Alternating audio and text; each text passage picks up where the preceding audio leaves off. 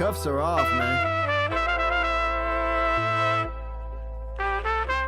Get right. Too many left in these leagues, but I ain't gonna leave. I'ma get right. Get right. Down to the bottom and scratch it for all the. Hey everybody, Adam Rank here. What's up, everybody? It's Marcus Grant. This is AJ Dillon of the Green Bay Packers. I got to give a shout out to y'all at Get Right Fantasy. If you are not subscribed, what are you waiting for? You want to lose your league?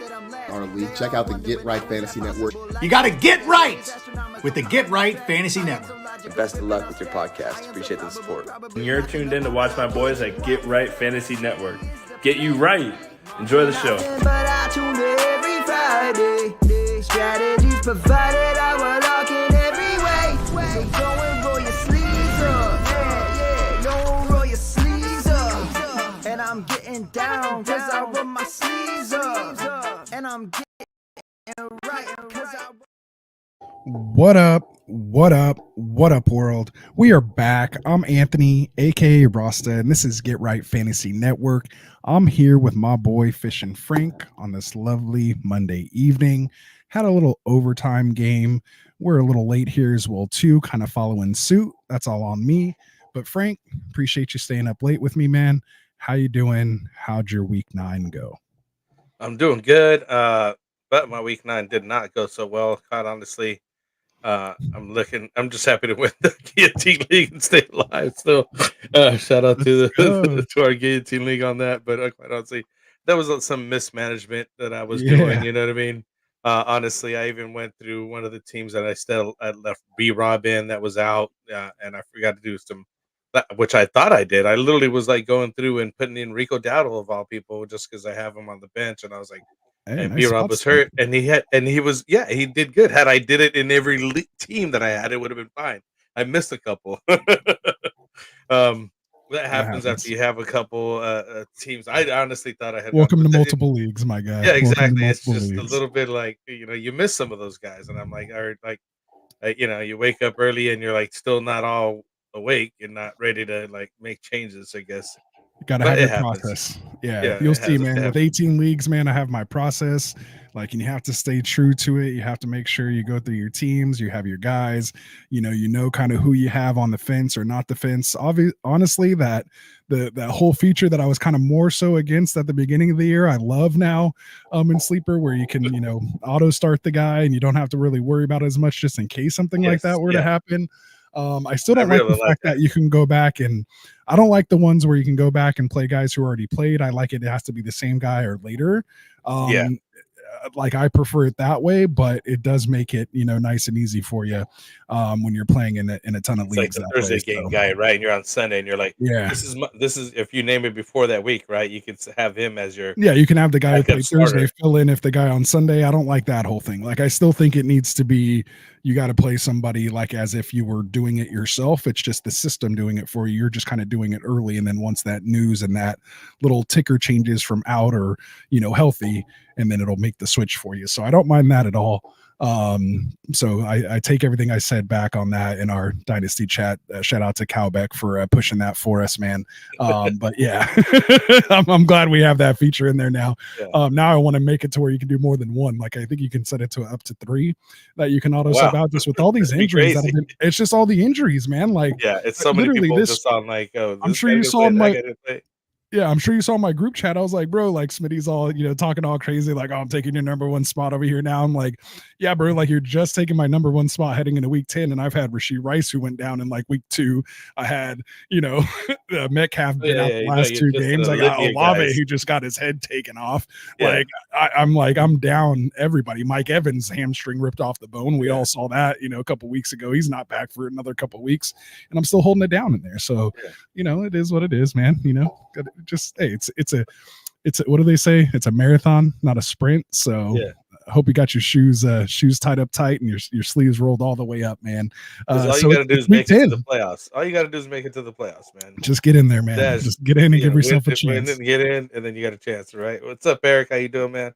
What's up, guys? I'm surprised we even have viewers here tonight, man. We're so late. We're an hour late.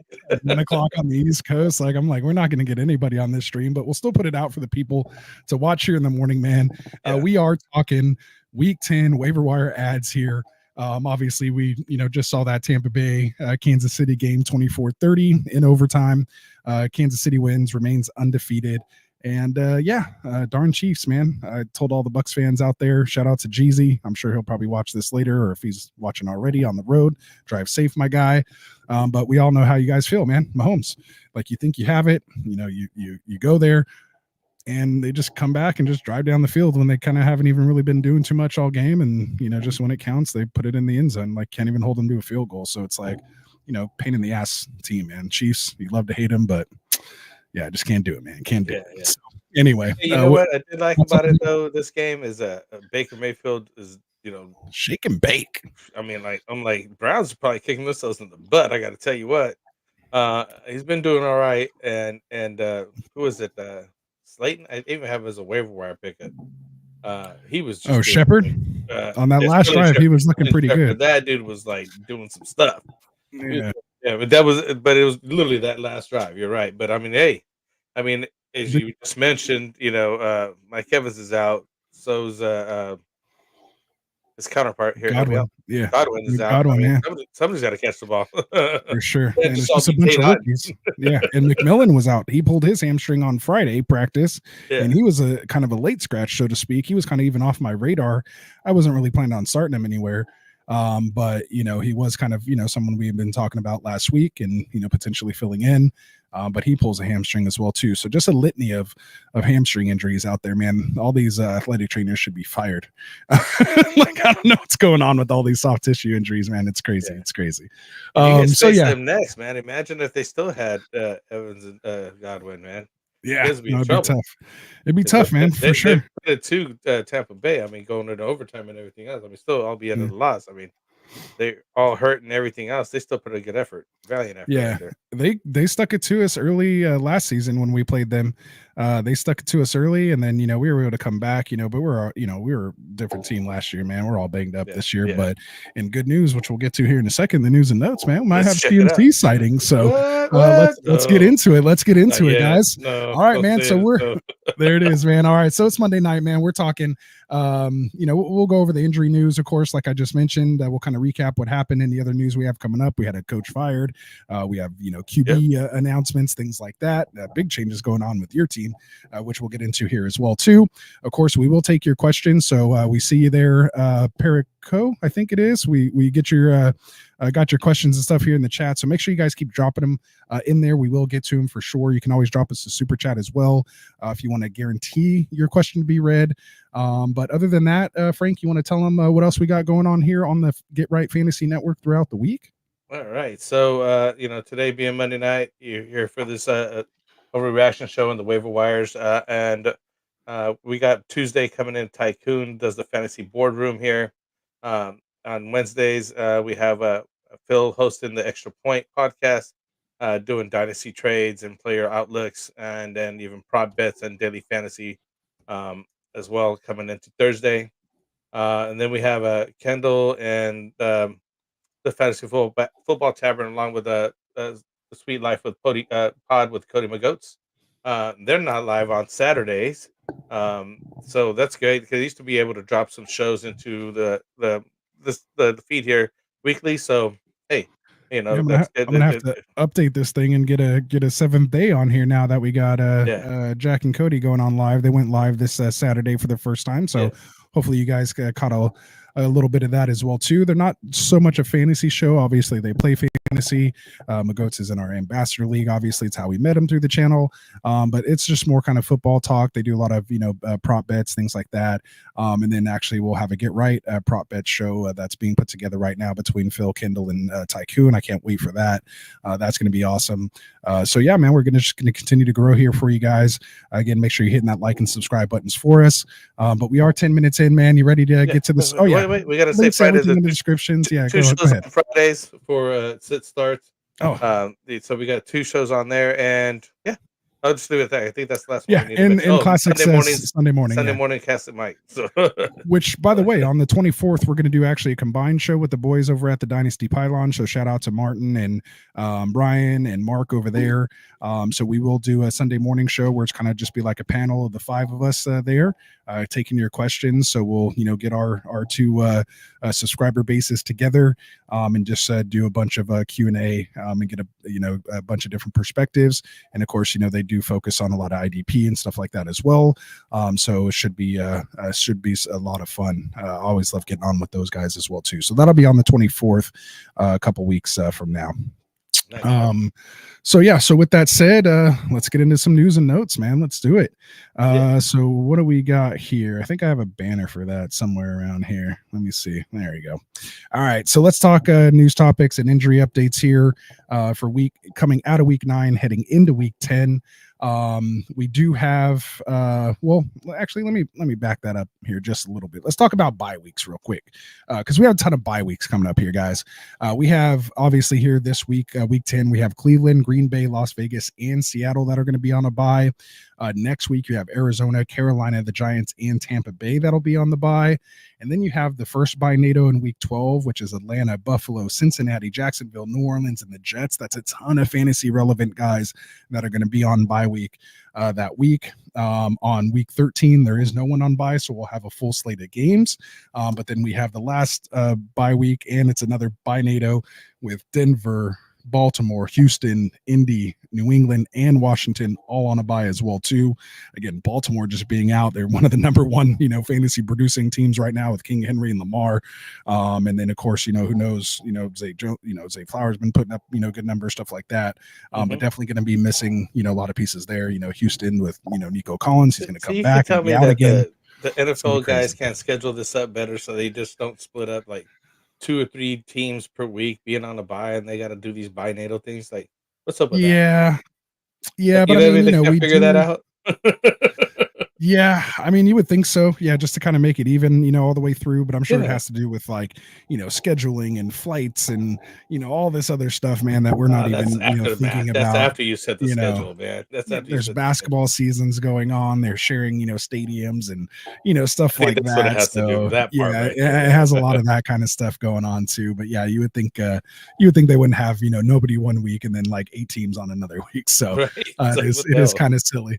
Yeah, it is kind of silly. But anyway, let's get to some news topics and injury updates. With all that said, I just wanted to mention that because I don't know, it says players with a good playoff schedule. Since we're talking all these bye weeks, it's kind of correlated because we will get to that more later on. I don't think we're going to cover that specific topic tonight. Yeah, but we might drop a couple guys. That's a big topic. Yeah, we're going to get into that for sure, and that'll probably start after the trade deadline is done. So that's what we'll kind of turn our Wednesday show into once most people's trade deadlines, which will be kind of anywhere from like this week over the next like 1 to 3 weeks. I like the people that kind of go all the way up to week 13. Some people cut it off at like 11 or 12. But once we're done with the kind of the trade deadline, we'll really start kind of gearing the show towards the playoff schedules, rest of the season, getting your handcuffs together, just kind of overall playoff strategy. So we'll definitely tap into that for sure. IDK. So appreciate that. Good stuff. We do have Thursday night game this week as well too. Bengals at Ravens should be a good one. So hopefully that's a banger. Last time these guys got together, it was a bonanza. So we're hoping for some fireworks as well too. Yeah. Let's start the week off right, man. Some people are going to be real sad with their matchups. Other people are going to be real happy. Yeah, so I'm looking forward to it. And then, weather's starting to set in now, man. I'm sitting here for the first time with no like AC on or no fan on me in here in the desert. It's only like 60 degrees out here for me right now, which is kind of crazy. Yeah, I might have a sweatshirt on here and a beanie here pretty soon. So we'll see how that goes. But anyway, let's get into real news topics that I've been trying to get into here for the last 5 minutes, man. It's just how it is, man. I just love talking. Once we get on here, I get all excited. So the big news, Saints head coach Dennis Allen was fired today. Interim head coach Rizzi says that Derek Carr is going to be the quarterback this Sunday as far as he's concerned. So it doesn't look like there's going to be any changes there. We'll kind of get into Chris Olave here in a little bit. But another news, Panthers head coach Dave Canales says that he's not made a decision on who will start at quarterback against the Giants, although Dayball came out and said that, Daniel Jones will be the starter. They play actually in Germany this week, so we have a Germany game, another early game for us over here on the East Coast. Lovely. Yeah, right. Love that. That's where setting your lineup sucks. You got to get up at like 4 a.m. to do that. That's kind of crazy. But anyway, right. that's nuts. But yeah, so you just hope everyone heading into that game is like okay, or just don't really have. I mean, it's Panthers Giants, so it's hopefully not too bad. Not so many teams. Not too many guys. I'm not really starting that many guys on those two teams.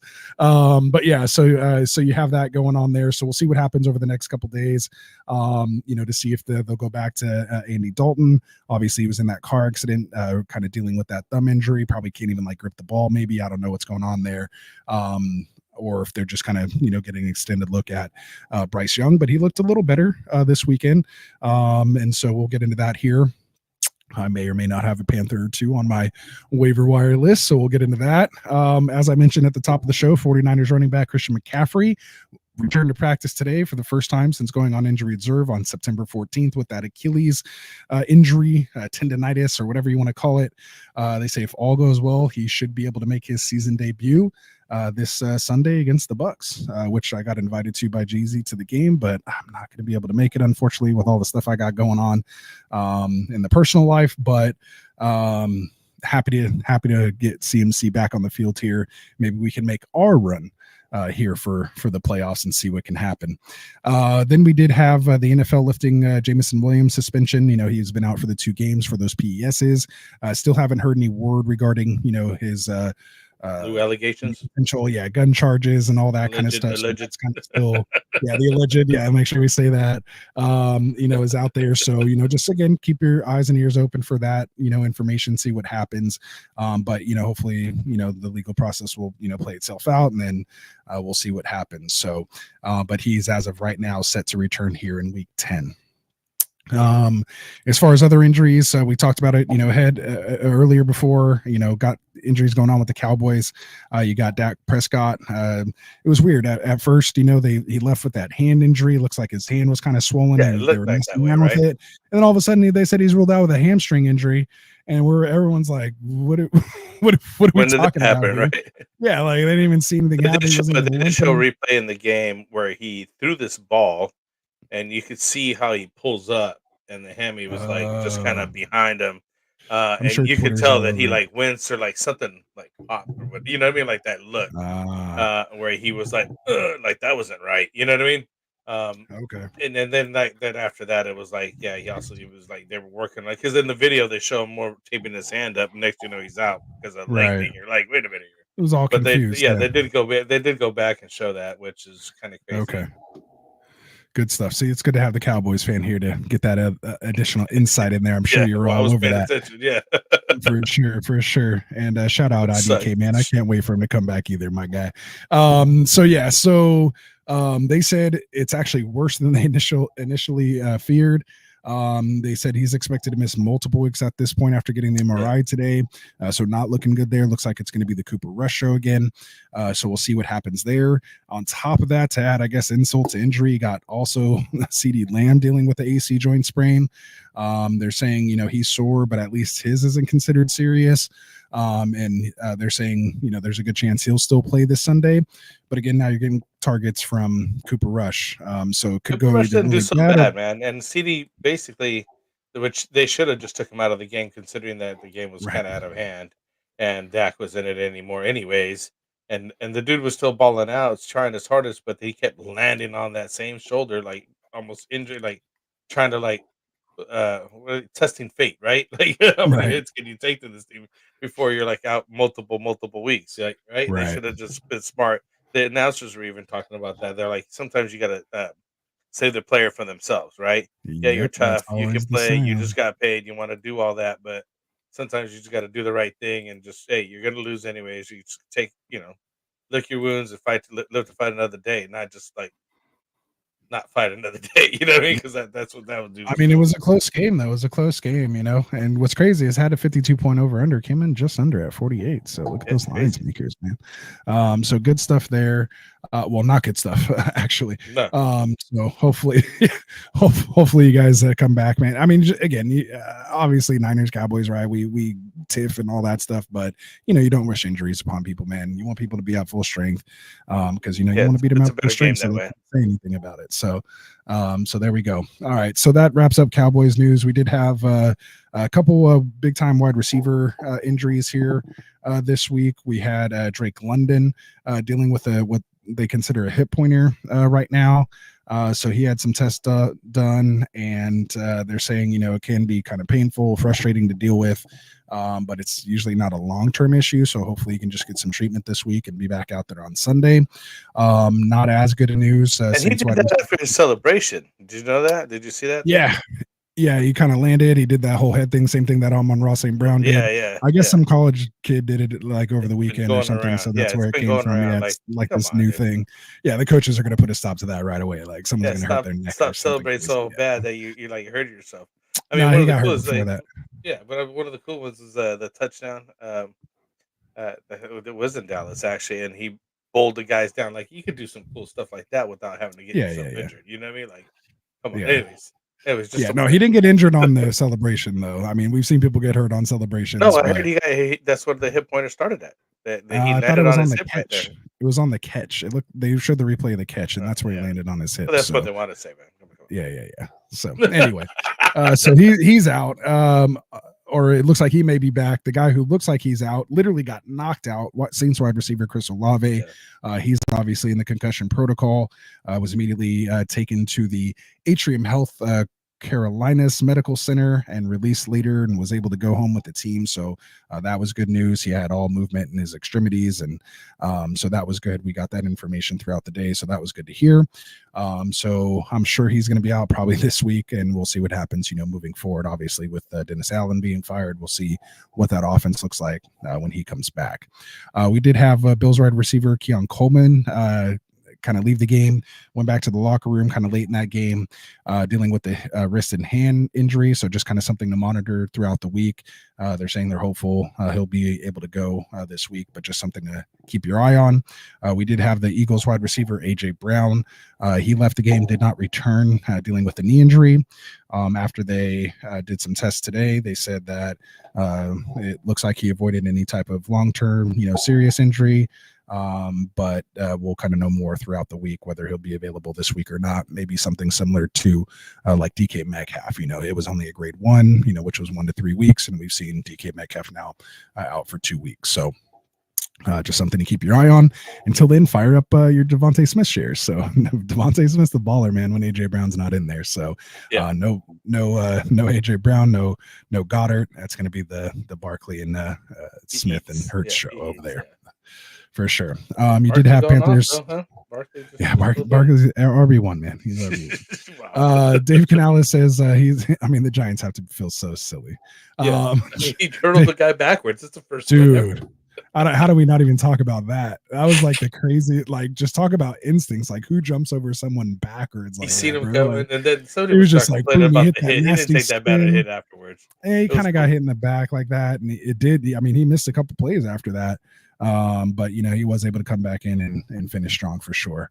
But yeah, that was one of the nastiest jukes, just series of moves, for a guy who's considered old, or, that was pretty athletic stuff right there. So, and just instincts, that's just, you don't want to get hit, and you're just like, how do you even think of that? Like, just boom, I'm just gonna jump backwards over this guy like a parkour move or something. That was crazy.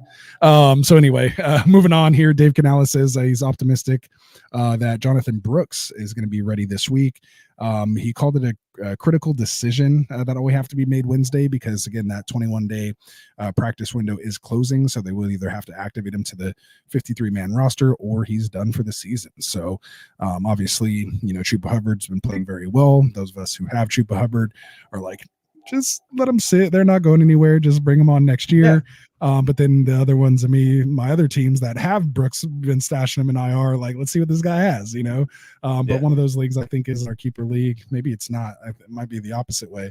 But yeah, I mean, we'll see what Brooks has. I definitely want to see, because he was the highest touted running back, in this draft class. So I think he was not going to play, man. What's the point? What's the point? You know what I mean? Like, It as I mentioned last week, that they have up until this week to make it. That's why it's a critical decision time.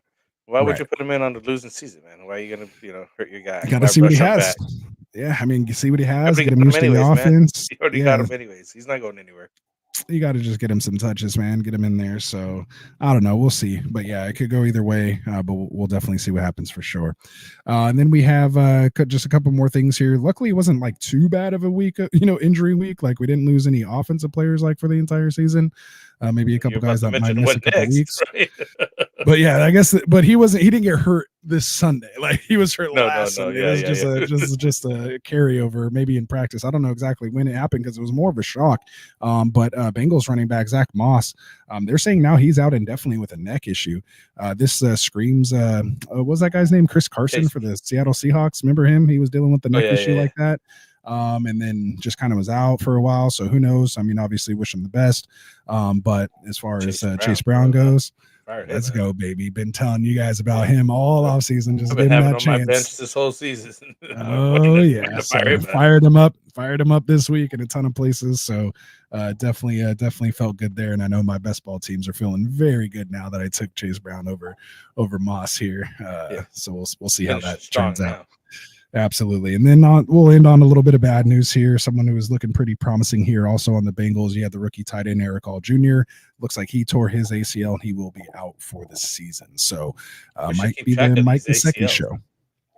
There's a ton of them.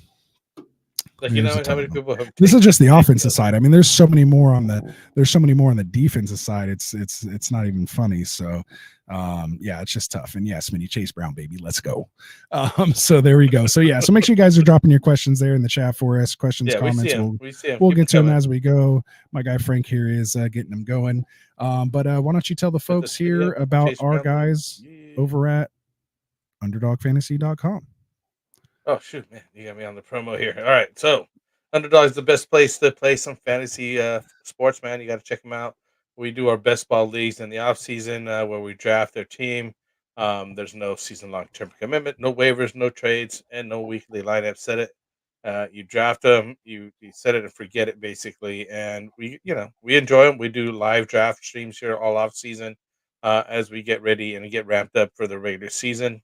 And you could draft hundreds of teams, and you don't have to, again, manage anything. So it's great. And right now we're doing the pick'em contest where you simply pick a higher, lower on the player stats, like rushing, receiving, yards, touchdowns, things like that. And you get a sign-up bonus right now as well. If you go use our promo code GetRight, and you receive up to 50% deposit match, up to $1,000 in bonus cash. And right now they have a special pick'em in Lamar Jackson here. So if you get over under of just minus 1 point there, a yard, that guy, is basically a free pick here. So Lamar Jackson is this week's pick. So download the app, go to the app store, make the first deposit, get into the contest, use your promo code GetRight, help support the channel here. And, it's a lot of fun. I mean, I like doing the pick'ems right now during the week, during the season. And, again, the off season, we just kind of get prepared with all these best ball leagues, and hopefully you get a good league in there and make some money. Anthony's made money, and anybody. I think you're doing good in one of them right now, right? Yeah, I'm actually doing all right, and actually a couple of them, man. So a couple first place going down, 64 total teams. I think I'm advancing or top 3 in at least probably 20, maybe close to 30, if you want to extend that to maybe 4th place.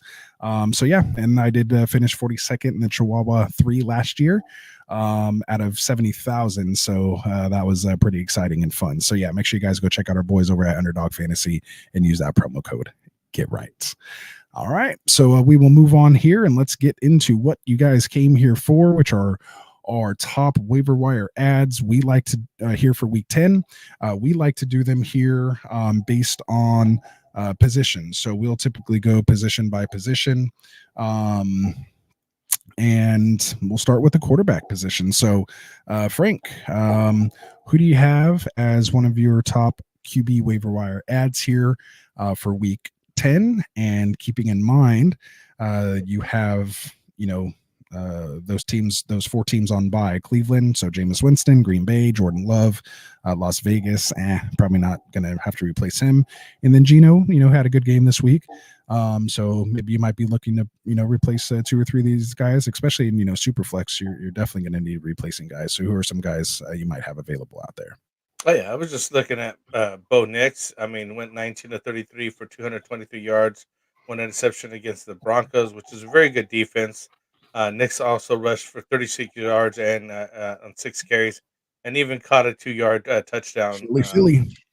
So that was pretty cool. You know what I mean? So that dude's balling out against tough defenses. So you got to take a look at him. I like Bo Nix going forward. I think he's gonna kind of put some numbers up as a rookie, and especially as these bye weeks are coming up, it's worth the pick up for the week.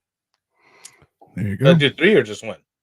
We'll kind of alternate. I'll go next. I only actually have kind of 2. I didn't really put too much into quarterbacks here this week, but a couple of guys that I saw that were under our 65% threshold that I thought in 1 QB leagues could be looked at here. And that's going to be Matt Stafford.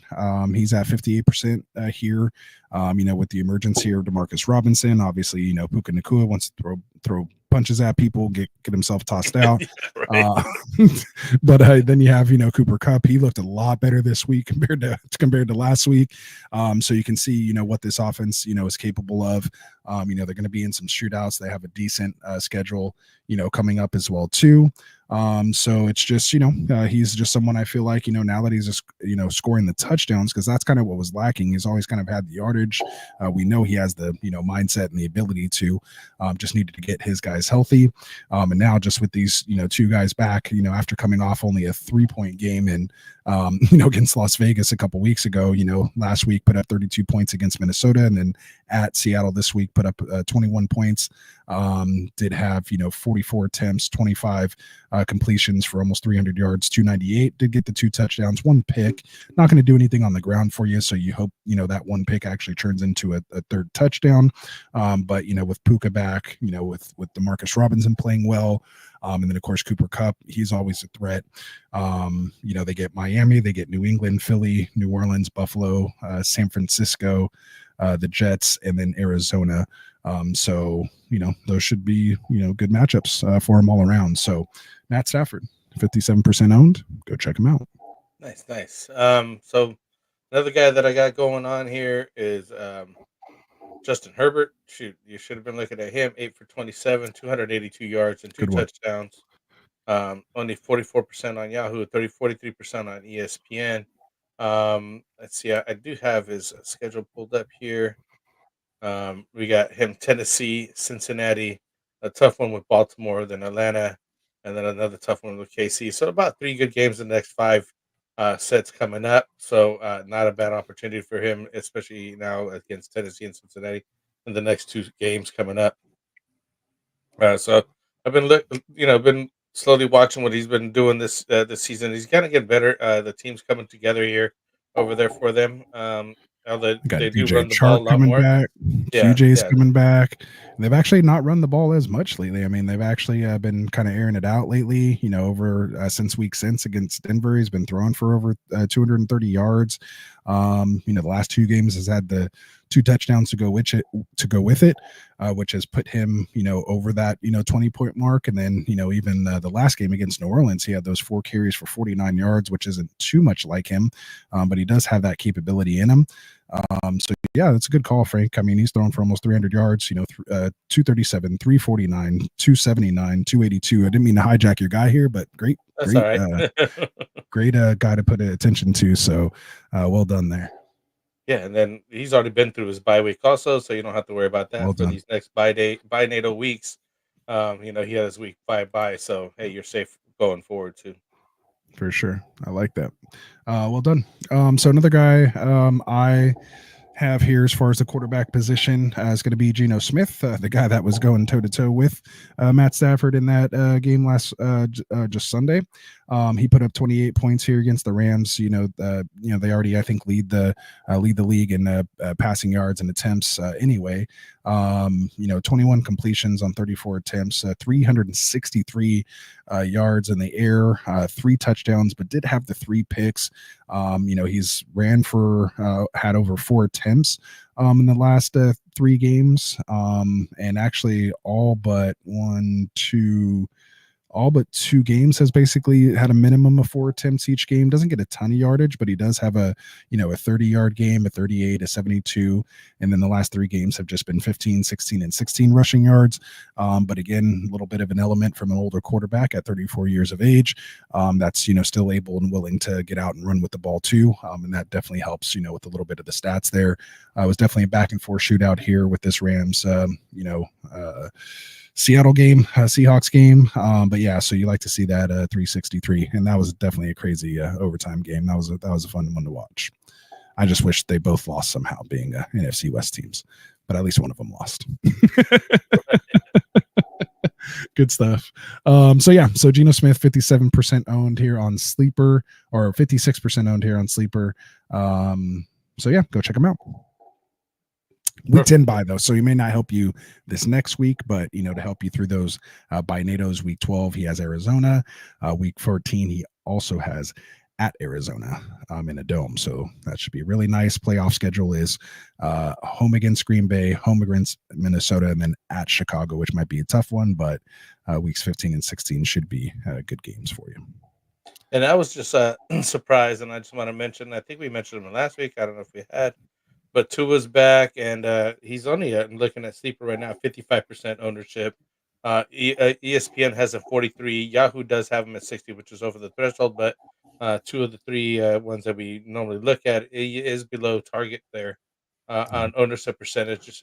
He did go 25 of 28 for 231 yards and 2 touchdowns, and we know what he's capable of. He's got the Rams next on, I think, a Monday night or Thursday night. Is it Monday night? Yeah, because it's Monday night coming up, right? Because we were talking. I remember seeing the preview for, so that could be a good shootout there, and at the Rams. So again, depending on your league and your ownership, this guy might still be available. They're past this bye week, and pretty decent schedule with the Rams, Vegas, New England, and then Green Bay. Finally, a tough defense with the Jets as well. So, and we all know what Tua can do, and he can put up some decent numbers for you. Yeah, and again, a lot of these guys were mentioned too have 2 nice matchups in the playoffs. Maybe their week 17 isn't as great, but you do get Tua at Houston, which is in a dome, and we all know Miami can't play in the elements. And then they get San Francisco at home, but at least it's at home. Worst case, maybe it's raining, but it usually doesn't snow down there in Miami. No, it's going to be in Miami, so they should be good there. Oh, they're yeah. But this is a versus San Francisco. No, they're at home against San Francisco week 16. Yeah. And then they get at Cleveland week 17, which could be a snowstorm. So just maybe make sure you have alternate plans on week 17, or maybe someone else to go to, depending on how it's looking there. So a good call on Tua. Obviously, he has the weapons for it with HN and Hill and Waddle. Finally, Waddle got in the end zone this week, which was nice to finally see. But it is still a little discouraging with those guys. But I mean, we saw the offense last year and what it's capable of. Nothing's really changed except for they just got to get kind of their timing. And, that's what Tua is all about. It's all about the timing. It's all about, the play calls, McDaniels, how he designs them. So, if you have a chance to, get him now, he could pay off for you here the next couple of weeks once he gets his bearings under him. So good stuff. You got any other quarterbacks, or I'm out of quarterbacks right now. I probably could have done more, but I'm good. All right, so let's move on here. And again, we see you guys' questions in the chat. We will be getting to them, so just hang tight with us. We'll just get through our waiver ads here, and then we will hit that Q&A segment. If you do want us to stop in between and get to your question right away, you can always throw us a super chat, or if you just want to do it anyway because you like my beard or you like this guy's hair, whatever it is, we'll appreciate that as well too. I see you got your fresh cut over there, Frank. So there we go. All right, man. So let's talk waiver ads at the running back position here. Who is or which running back do you have towards the top of your list? You don't have to say it's number 1, but I don't even got a guy on the top of the list. This is like the barrenest land of running back guys. We've been through them all. I mean, they all got hurt already. Everybody's out there. All you got really is like handcuff guys that we've been mentioning before, like Ray Davis, Handcuffs and stashes, right? Yeah, Braylon Allen, Trey Benson. I don't know. There's just these guys that you stash like Isaac Garendo, even though, McCaffrey may be back this week, but how much he's gonna play. Are they gonna take him, ease him in, or are they gonna just give him a full blow because Jordan Mason did exit the game, right? With an injury. Yeah, he's still dealing with the shoulder. We don't know what he's gonna be like. We'll get that update on Wednesday, I'm sure. So you may want to pick up Isaac Garendo, I guess. That's only 8.3% owned. There's really not much out there. I mean, like honestly, as far as running backs is concerned, I want to be like, oh, go get this guy. There's not one guy that I'm going to be like, oh, this is the pickup of the week right now.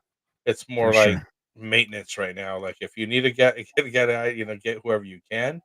But you should have had a bench guy or somebody at this point because everybody's just like decimated out here. Yeah, and it's kind of hard to stash these guys as well too. But what I like to do, are these are the kind of guys that you kind of wait for because people aren't necessarily picking him up right away because maybe it's not someone you even really have to spend fab on or actually do a waiver.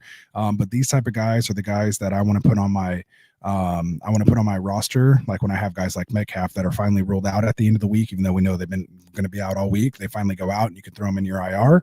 Then you just put someone like this, a handcuff, kind of just play Russian roulette, so to speak, and just grab someone's handcuff in case, you want to try to beat the waiver wire. So if someone goes down, like this last week, I grabbed Trey Benson in a couple places because I had DK Metcalf out. There's really nowhere else out there. I had, plenty of people to, fill in that I felt comfortable with, besides picking someone up off the waiver wire. But I went ahead and just grabbed them just in case, Connor got hurt. Benson was out there. He's available, kind of looked like the best thing, out there. So I just kind of grabbed him. Luckily he didn't, Connor's good. He didn't get hurt. Probably because I'm not playing him anywhere. I'm playing against them in a couple places. But it's, you just kind of do those kind of things. So yeah, so a lot of those guys you mentioned, there is one name out there though, that I think you might want to kind of go grab. It's Audric Estime. He's only 5% owned here on Sleeper. Peyton came out this week or today and said that they're looking to get him more involved, but I don't really trust that guy as far as I could throw him. So, who knows what he's saying. But obviously you guys know I haven't been the biggest Javonte Williams fan, post injury. And then just in this offense in general, I thought they'd be, behind a lot. I didn't think their defense would be as good. So I was real big on McLaughlin. So assuming he'd be that kind of like, hurry up offense, 2-minute drill, playing catch up at the end of the game type guy, especially in PPR leagues and a lot of best ball that I grabbed him in. But looks like now with Estime, he had that short stint on IR to begin the year. Now he's kind of been worked back in these last couple weeks, and looks like he might actually eat into and have a timeshare, or maybe Peyton just gives him an opportunity to run with the lead role and see what happens. So if anything, I think this affects Javonte more than anything. So those Javonte owners out there, maybe you want to go grab Estime to kind of handcuff him and kind of see what happens. But otherwise, he just might be one of those guys where you can maybe find an RB1, at least for his team. I mean, as an RB1, not like RB1 in fantasy, but, at least the RB1 for that team, here in the second half of the season off the waiver wire. And then another guy that I kind of noticed that got phased out of the offense was Ty Chandler. I don't think he recorded a snap or, got any type of carry or play. Cam Akers was actually the one that was in there. He looked fairly good. Yes, for sure. Yeah. So, I mean, I don't know if you want to go out there and trust the Cam Akers again. His Achilles keep failing him out there, but maybe now that they both been repaired, he is good to go. Obviously, he's shown enough for them to bring him back on that offense. And looks like he's usurped Ty Chandler, which we all saw, and he looked good when Akers got hurt last year, and thought he would be in that role. They're still going to play second fiddle, of course, to Aaron Jones. But Aaron Jones, I think, had like a 70% route participation this week, and being involved in the passing game and just kind of all over. So if anything were to happen to him, you want a piece of that offense, right? You want the running back in that offense, and it looks like Cam Akers might be that guy. As much as disgust that may be to a lot of us.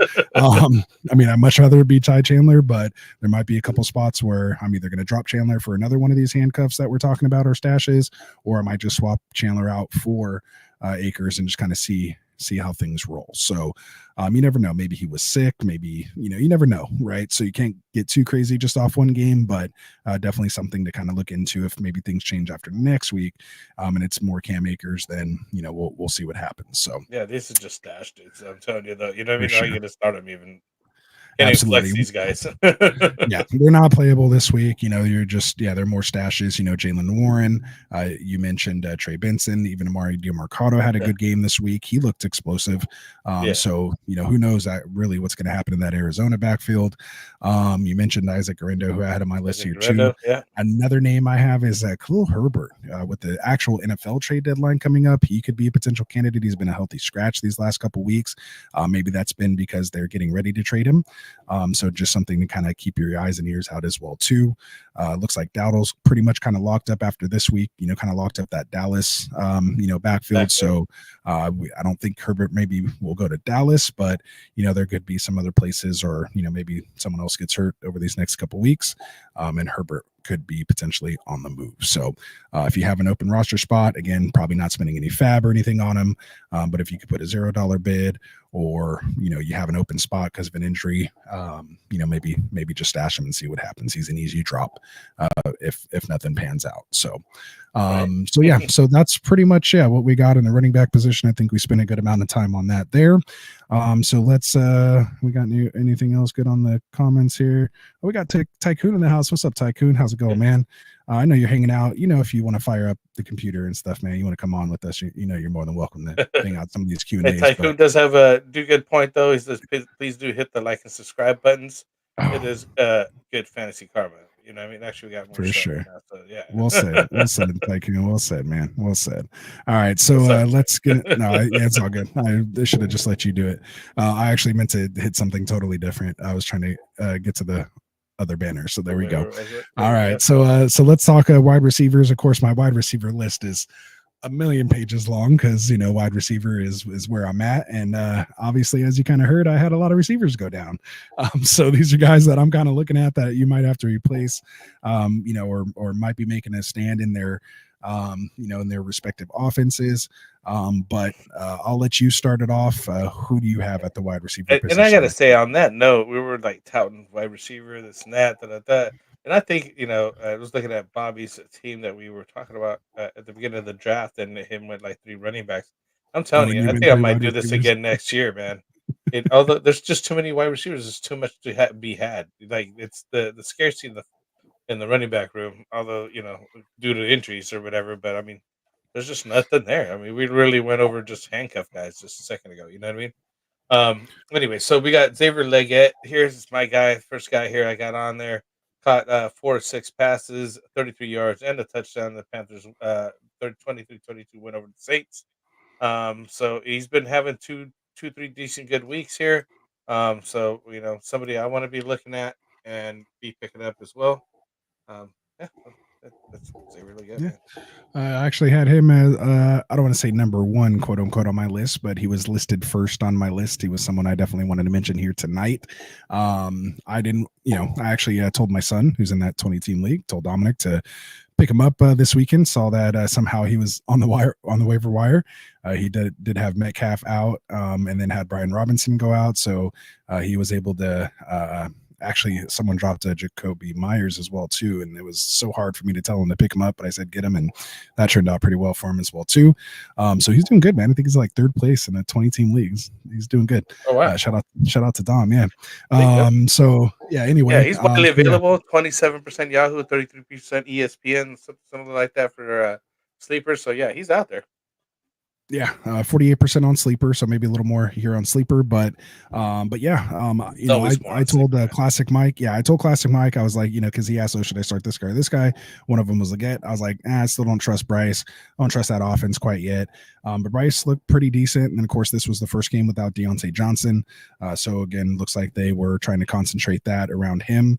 It was interesting to see Mingo, get a little more play there.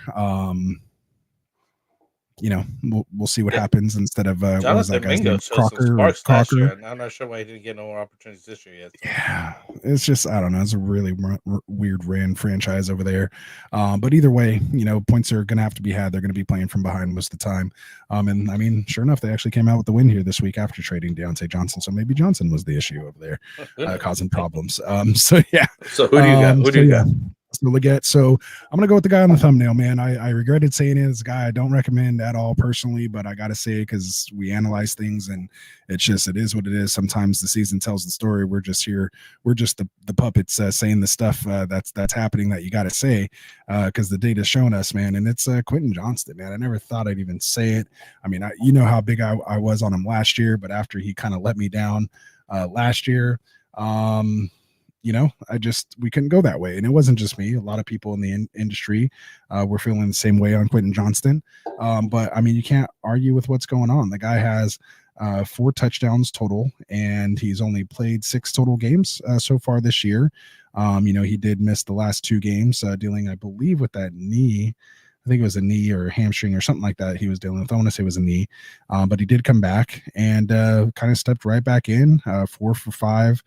4 catches on 5 targets for 118 yards and did score the touchdown. Did play really only 68% of the snaps, so he's still working his way back. He's played up to 80% of the snaps before. So has Tennessee coming up, which might be a little tough there, but then gets Cincinnati, Baltimore, which could be a shootout, and they're susceptible to the pass. Then he gets at Carolina, might be a little tough against Kansas City in week 14, but playoff schedule. It's Tampa Bay in week 15, which should be decent, but then you just got to worry about week 16 and 17. If he is quote unquote the one, he will see Asante Samuel, Pat Surtain Jr. Get my cornerbacks mixed up here. But yeah, so he might get the Pat Surtain treatment week 16, and then might get the it's not Chris Rodriguez, it's Christian Gonzalez is the shutdown corner in New England.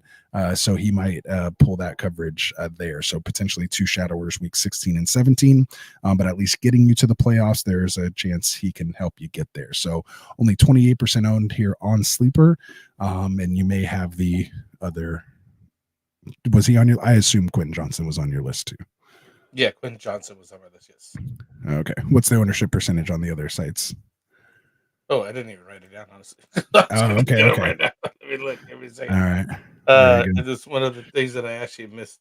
Hey, they are Tycoon. It's a tough show. It's a tough show right now. Yeah. We're scrounging. It's week 10, man. We're scrounging. 60% Yahoo, 21% on ESPN for ownership on Quentin Johnston. Oh, there you go. Good stuff. All right. So who else you got at the wide receiver position? I just wanted to mention Sterling Shepard since we were talking about this last game. I don't even have his numbers for tonight, but I mean, they weren't that great. He just looked. They weren't that great. He just looked good on that last drive. But I mean, as I mentioned, who else they got to throw to, right? You know what I mean? Like somebody's got to catch the ball over there. Yeah. And guys are injured, they're out. If you got, I mean, it's just slim pickings. I don't know. You mentioned quite a few guys. I just don't think that there's that many available that are worth, like you're not excited anywhere. Like, you have to have a major injury, somebody go down to vacate some touches for somebody right now. And we don't want all that to happen. We actually want to stop the injuries, please. Like keep these guys on the field for a while. we just want to hold who we have. But yeah, and it's not even like, he's just only producing now, quote unquote, because these 2 guys are out. I mean, ever since he, kind of came in, started, has been playing 65 or more percent of the snaps, 60+%, except for the, game he went out early with the hamstring. But, he's put up, 8 points, 7 points, 8 points, had the 2 4-point games at Baltimore and Atlanta. And then came back here in a weather game against Kansas City, one of the toughest defenses, and put up his first double-digit point game. Like we said, 4 for 5, 48 yards. Yeah, it was a little bit of a defense there towards the end. Just kind of letting him catch stuff underneath. Didn't want to give up the big play, but they ended up giving up the touchdown anyway. And who knows, that could have been him instead of Miller, who got his first career touchdown. If that touchdown went to Sterling Shepard, he might be the number 1 waiver wire ad, being attached to Baker Mayfield. And the best thing about Sterling Shepard is their remaining schedule after, they get San Francisco, which you could say might be tough, but we are susceptible through the air. And it should be a good game. But then they have that week 11 bye. And then, of course, Mike Evans may come back, which could free him up a little more. They get at Giants, at Carolina, home against Las Vegas, at Chargers, at Dallas, and then home against Carolina. So that's playoff schedule, dome. That's a sweet one. In Tampa Bay, Florida, which is no snow, no weather, like maybe rain, but you saw them kind of producing rain. So again, this is why we were telling you guys for the last 2 weeks, ever since Evans got hurt, go get Mike Evans and take your chances on him if you can. So we'll get into that more on Wednesday. But yeah, if you need a spot start, like Tycoon saying, you might have to have a spot where you got to start him next week, of course, with the bye weeks going on. So let's get it going. So Sterling Shepard, 23% owned on Sleeper, and I think you mentioned the other sites. 6% as well. 6% Yahoo, 7% ESPN. Perfect. One name I want to mention, he's over our 65% threshold. But because they're on a bye week this week, he may be dropped. So if he gets dropped, you might want to go pick him up. And that's Cedric Tillman, 68% owned right now on Sleeper. We've been talking about he's going to have, a bad matchups. We thought this matchup, against the Chargers, had been very good against quarterbacks and wide receivers, and he just kind of basically picked up where he left off. Only 6 catches, but did get 11 targets, which is what you like to see. So 12, 9, and 11. Those are wide receiver 1 type target shares. Gets 6 catches for 75 yards, so he is downfield. It's not just like screens and stuff, behind the line of scrimmage. They're pushing downfield, 12.5 yard average, and then has scored 3 touchdowns in the last 2 games. So that 2 touchdown game wasn't a fluke. He's being looked for by Winston, and then we just had our classic Winston game. 3 picks. We knew it was coming against the Chargers. Kind of called that last week, but when he's throwing picks, that means they're just going to keep throwing more. More attempts means more targets, which means more points, which means points in your lineup. So Cedric Tillman, again, the only issue, again, bye week this week, comes back. It's New Orleans, Pittsburgh, Denver, Pittsburgh, Kansas City. That's probably one of the roughest 4-week stretches that you can have. But if you get through that, he does get Cincinnati and Miami in week 16 and 17. So yeah, just someone you may want to have on your bench there. Got Santos saying hello. How's it going, Santos? Appreciate it. You got any questions or anything, drop them in the chat. We're only a few minutes away here from getting to our Q&A. So if you guys have anything, let us know. All right. So any other wide receivers you want to mention here? Yeah, I know I kind of cheated again, like I always do every week. I always find a way around. I just find a way. It's my show. Why not? This guy. We can say whatever we want, Frank. It's our show. I know you know the boss. You know the boss. You right. know the boss. So it's all good. I know you. You know me. We can say whatever we want. We just say 65%, but if we want to extend that to 68, we're good. All right. So you said anyone else you got, or else you want to just kind of run through the rest of my list here quickly? All right. So just some other names. I won't go too much into them. But other guys that I'm kind of looking at, Juwan Jennings, of course, coming off this bye week, he's only 60% owned right now. We don't know, if his hip's going to be good coming back. Obviously, Ayuk's out for the year, and here I go going all crazy. I was supposed to just do it quick, but just someone to keep your eye on. Also, Ricky Pearsall, 48% owned. Jerry Jeudy also was still looking decent, 65% owned. He scored double digits. You have Jalen Tolbert, maybe with this CeeDee Lamb injury. He may be the only one to throw the 2 there besides, Ferguson. So he's only 36% owned. Someone to take a look at. I believe he scored the touchdown this week as well too, Frank. He spots one in there every once in a while. So yeah, Demarcus Robinson, who I mentioned earlier, he's only 21% owned, and with Puka and Kupp on the field commanding all the attention, he might just kind of be the guy who gets that single coverage. And obviously, Stafford's comfortable with him after these 2 guys, leaving or missing so much time. So he's one of those sneaky little plays that you can, I think, get in there, or that I wouldn't mind, having a spot start with. Nick Westbrook-Akine just seems to always score a touchdown. I kind of called it last week, someone I'll never start, but he'll score touchdowns all up until the time I try to start him, and then he won't score a touchdown and get you like 2 catches for 20 yards. But so I'm staying away from that, but he's only 2% owned if you want to kind of go that route. Again, with all these teams on bye week, he could be someone you could be looking at. And then Ray McLeod, if this Drake London injury does linger a little bit, he's only 21% owned on Sleeper. He, I think, had a touchdown this week as well too. So he could be someone that he's literally the only other guy I had on there. He had 3 targets for 28 yards and a touchdown. Yeah. Okay. One rush for 7 yards. I did have his stats and everything ready for him, but Again, just you should mention it. You got it, Frank. Tell the people, man. You're holding all these gems to yourself. Nah, he's not a gem, man. He's just somebody to look at if London's out. Darnell Mooney would be definitely the guy that own.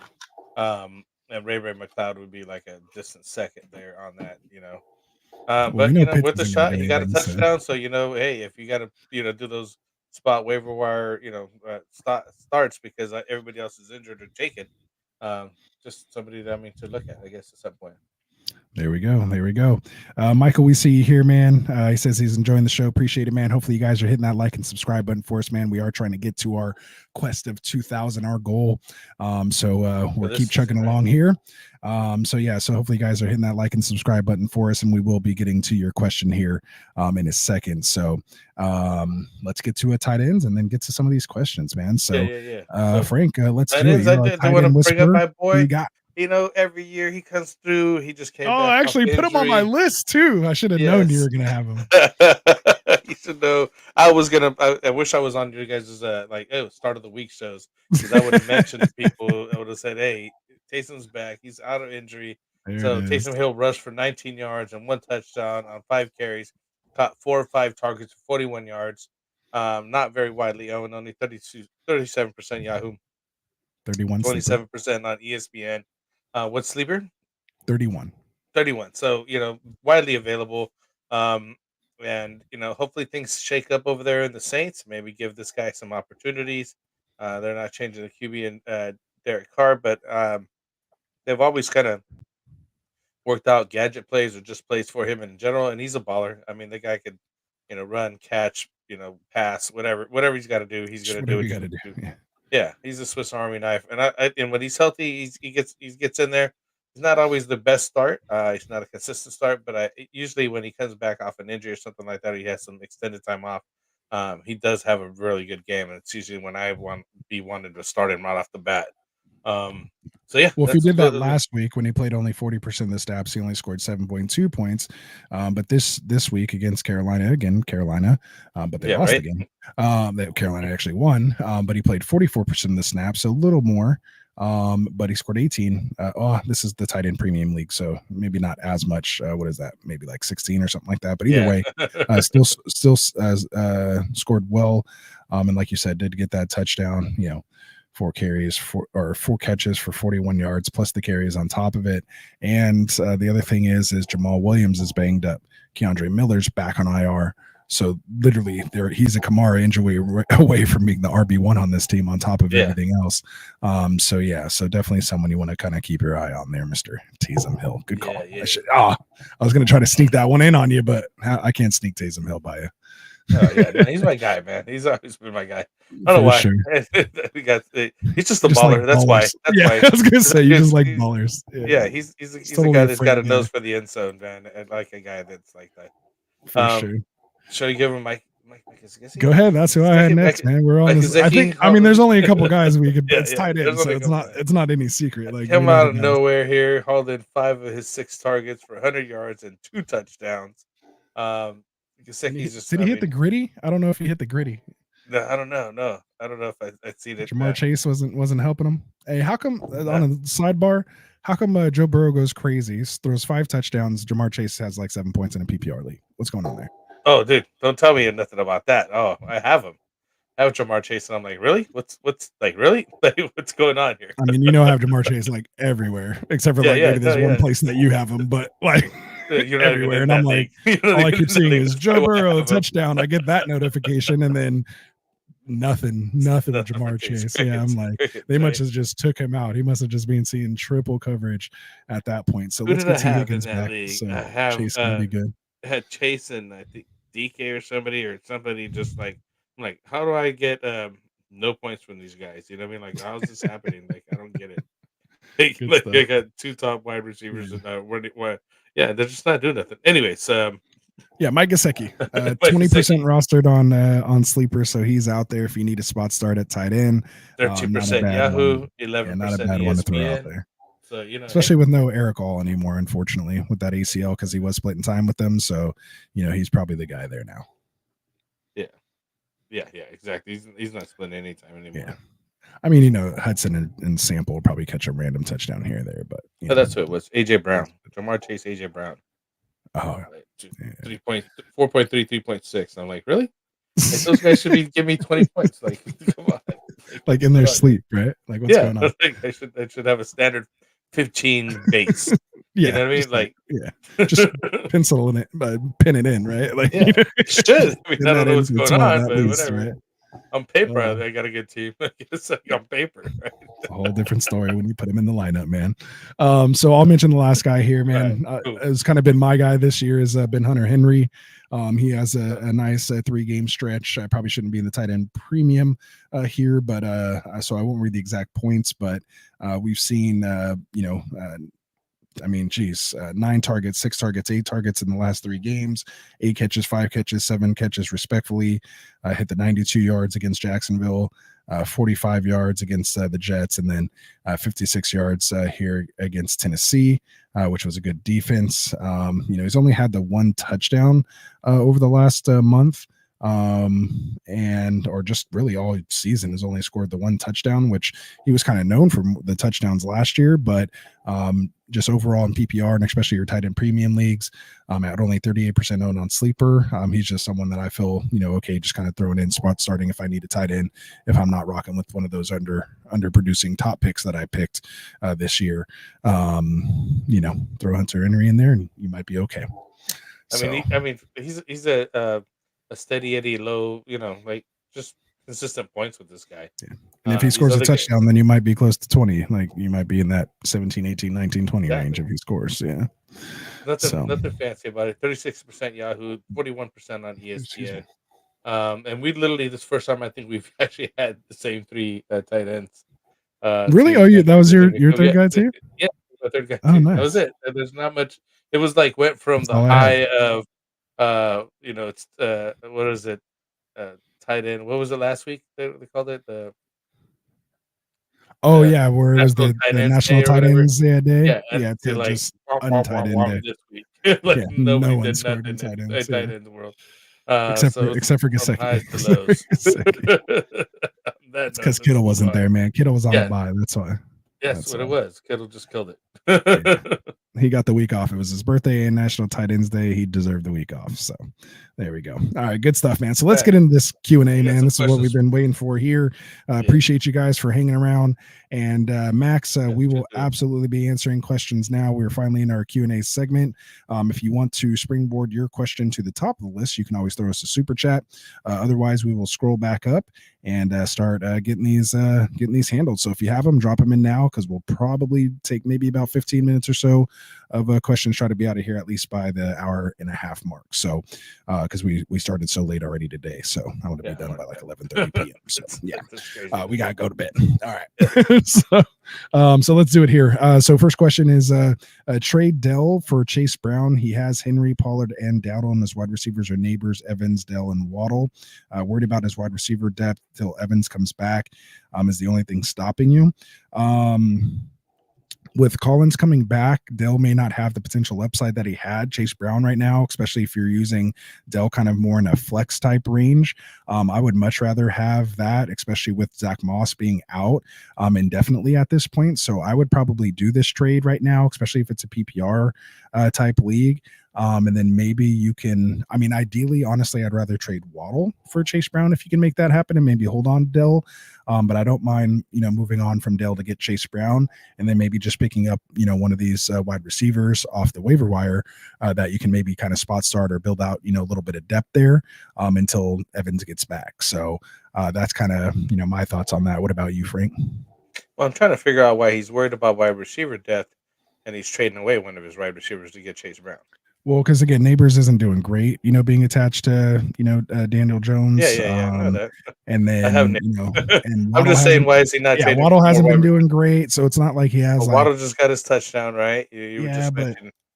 Like, how come he's not going after a wide receiver is what my point, if he's worried about his wide receiver. Well, maybe someone sent him an offer, put someone on the trade block, or, things happen. He's just asking the question. You gotta ask it. I digress, though, but that's my, it kind of, I'm like trying to make sense of that part of it.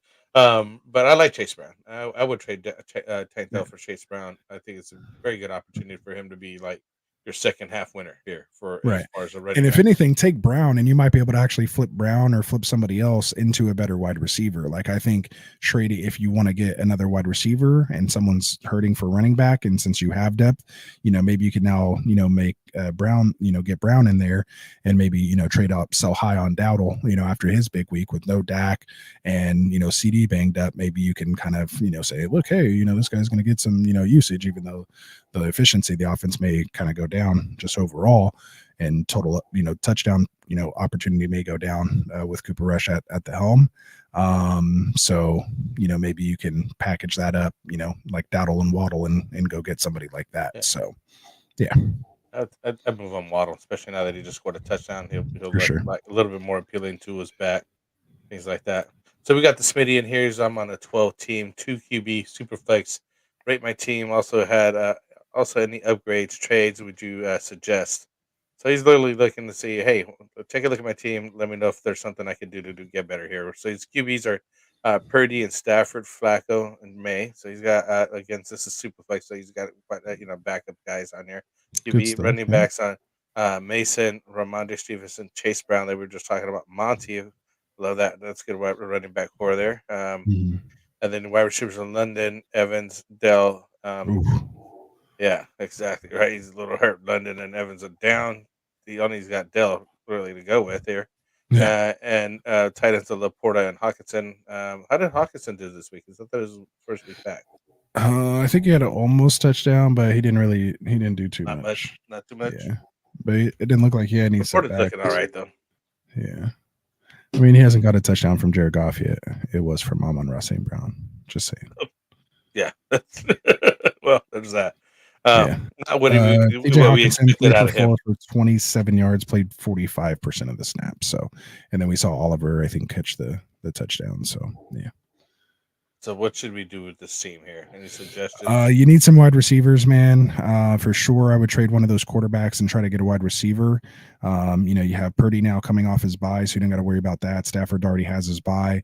If you could trade like Flacco, I know he's coming off a bad game, but quarterbacks and superflex are, kind of cash is king, so to speak. You should be able to turn Flacco into a decent starting wide receiver, or maybe, get 2 pieces out of it. But you definitely need to do something because it looks like London and Evans you probably won't have this week. And Chase Brown, Monty, you're good. So even if you had to maybe go to the CMC owner and maybe trade him off Mason, or even, package Ramondre, with someone else and get a piece there, maybe Mondre and Mason and go get a wide receiver. I mean, you can't do that. You got to keep at least one of those guys.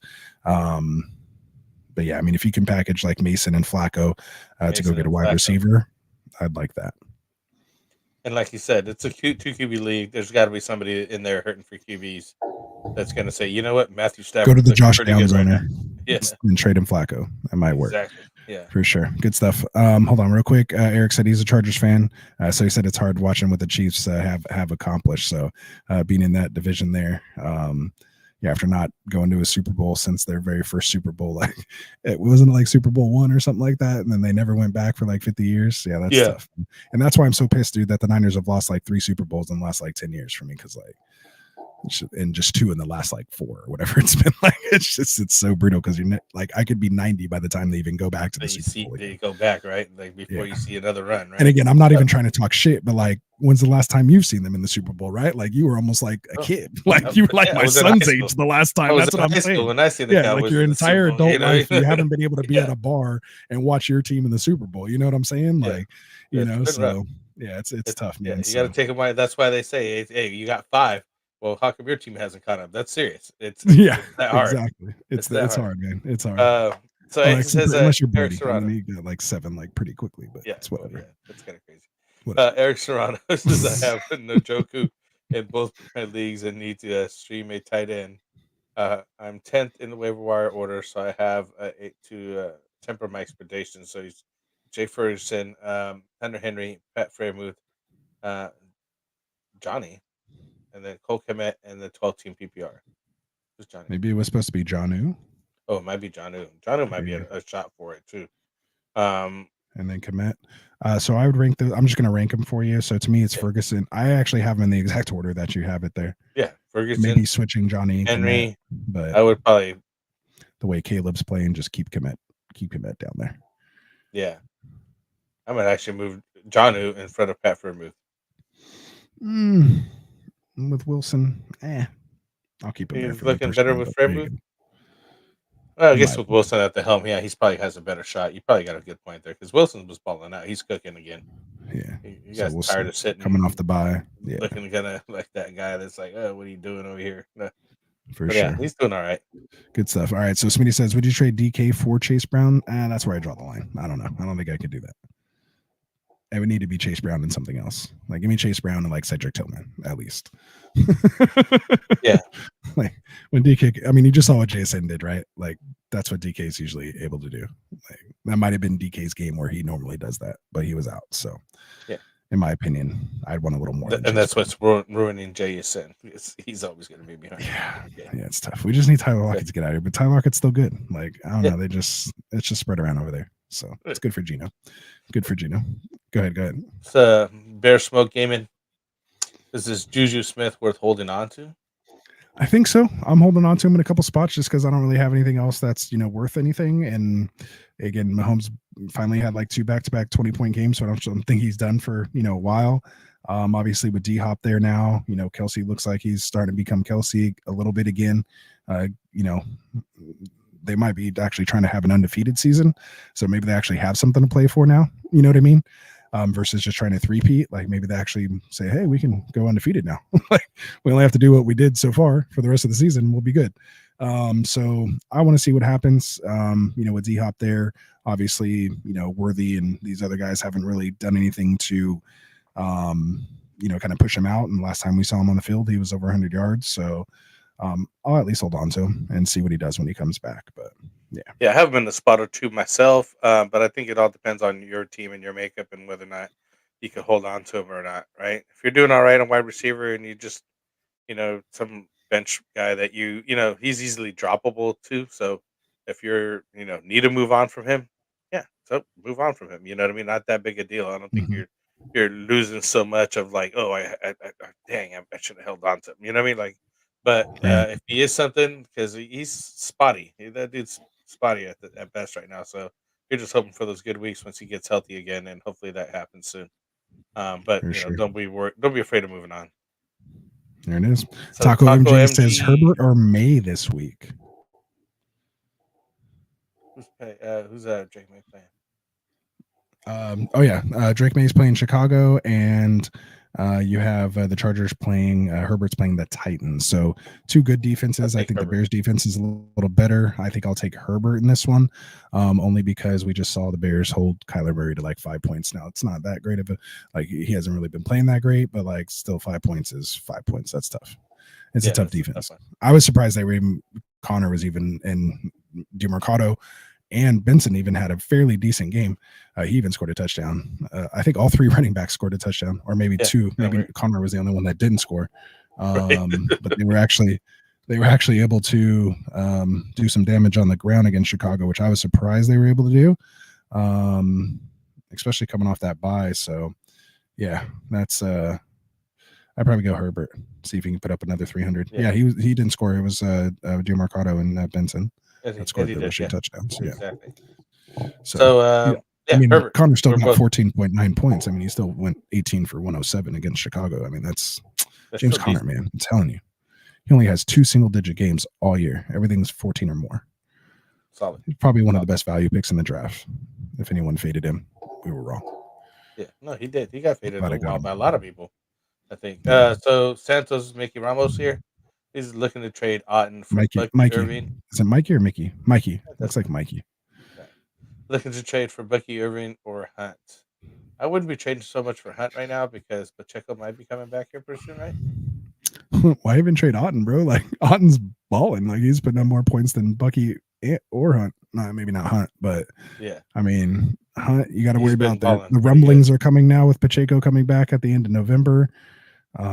So just kind of keep that in mind. So I wouldn't trade for Hunt. I mean, unless you're like trying to get wins like right now. And if you're trading on for Bucky, you're still missing a guy, next week when they go on a bye. So, yeah, I'm Bucky over Hunt, but I don't. I mean, maybe he just has a better tight end. So, I mean, if I was going to get anybody, I'd go get Bucky.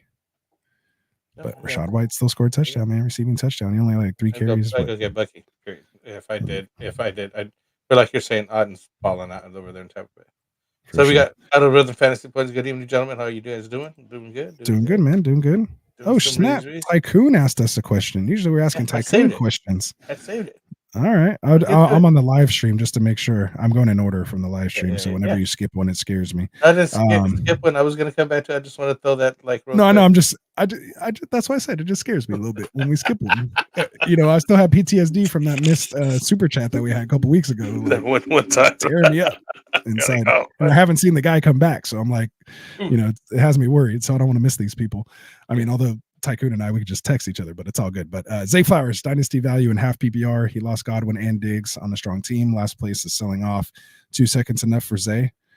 I think 2 seconds is more than that. Actually. Yeah, I was like, I would be happy to pay 2 seconds for Zay. I think it's less. Like you would think, because when you're thinking, like, again, he's a young wide receiver in dynasty. I guess it's half PPR. And we just went 5 for 6, 127 yards and 2 touchdowns. Yeah, I like a second and a third, but I don't mind going 2 seconds if you need a guy. It just depends on how much Deontay Johnson played like 10 snaps, if that, like 1 snap. Like he didn't play at all. And interestingly enough, like when he did play, Zay wasn't on the field. Like I don't think they had a snap together, Zay and Deontay. It was Bateman that actually stayed on the field, and Bateman still had a fairly decent game. All things considered. We were fading in.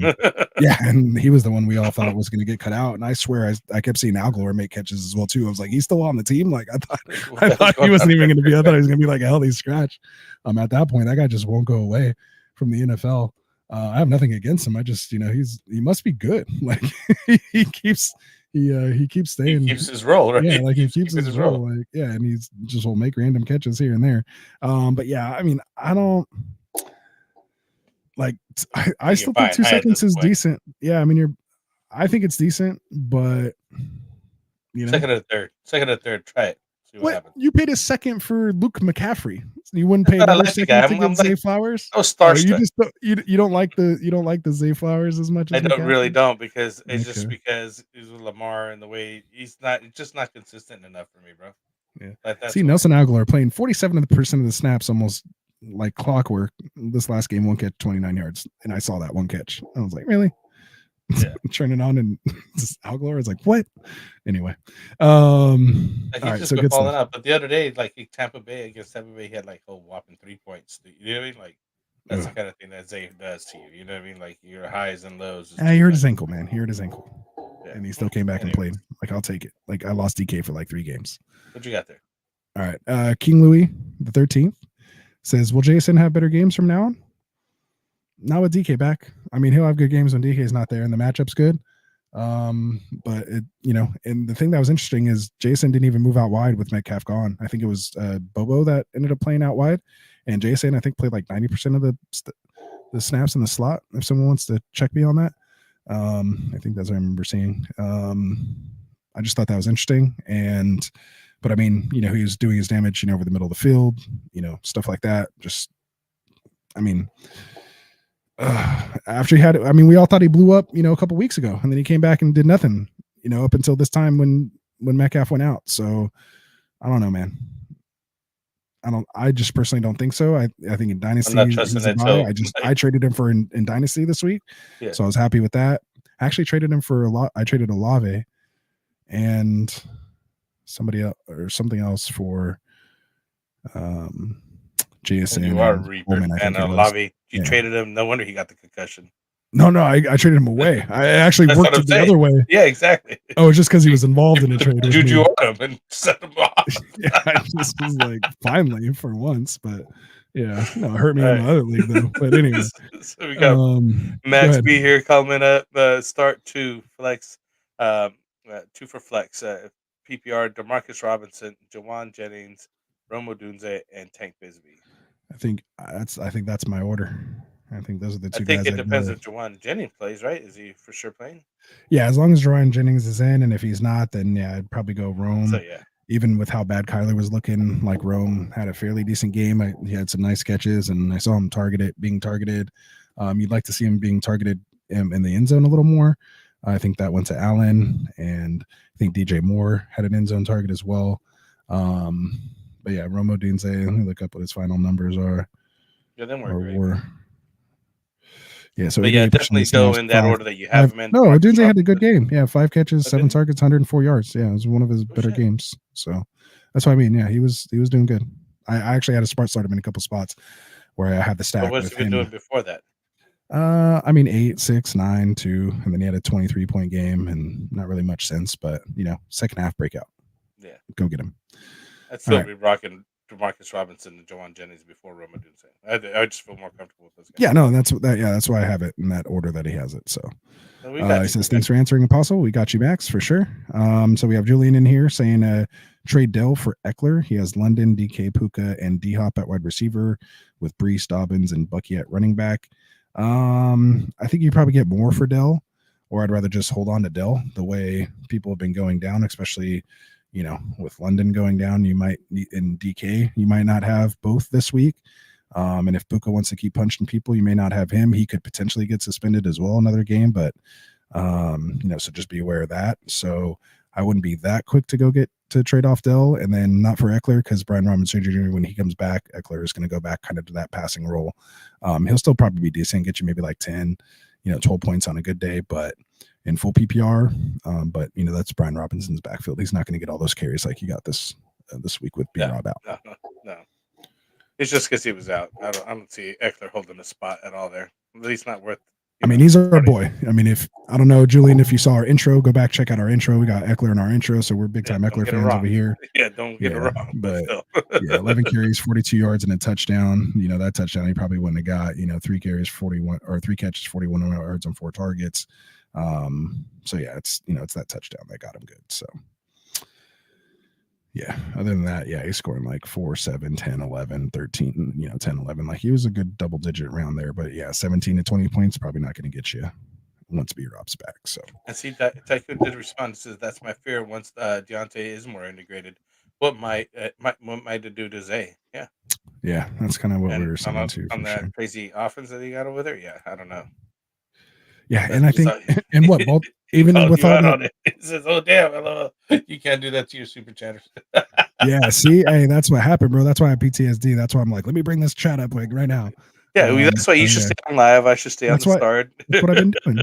So I figured it out. See, Frank, I'm it's a yin and yang over here, man. We got it. We got it going on. Exactly. Who were we just talking about? I was just want to look someone up. Who was that? Oh, Deontay Johnson and Zay Flowers.